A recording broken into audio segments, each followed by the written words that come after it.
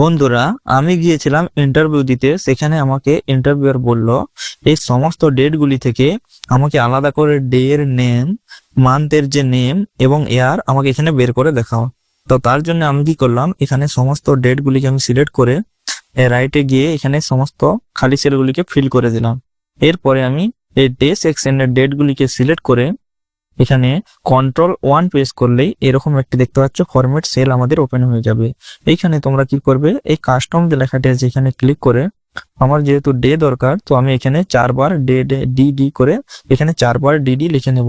লিখে নিয়ে ওকে করে দিলেই দেখতে পাচ্ছ এখানে আমাদের এই ডেট থেকে এই যে ডে গুলি এখানে কিন্তু চলে এসেছে।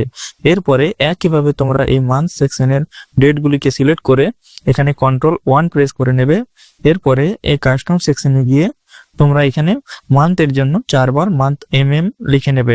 লিখে নেওয়ার পর ওকে করে দিলেই দেখতে পাবে এই ডেট থেকে এই মান্থগুলো কিন্তু এখানে চলে এসেছে। দেখতে পাচ্ছি এখানে 1 আছে, 1 আমাদের জানুয়ারি। এখানে এইভাবে মান্থগুলো কিন্তু চলে এসেছে।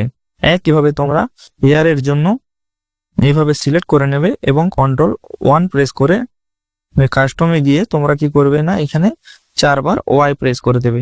4 বার ওয়াই প্রেস করলে ওকে করে দেবে। এরপর দেখতে পাবে যে এই ডেট থেকে যে ইয়ার সেটা এখানে চলে এসেছে এবং যে মান্থ সেটাও চলে এসেছে এবং যে ডে সেই ডেটটিও এখানে কিন্তু চলে এসেছে। তো ধন্যবাদ বন্ধুরা।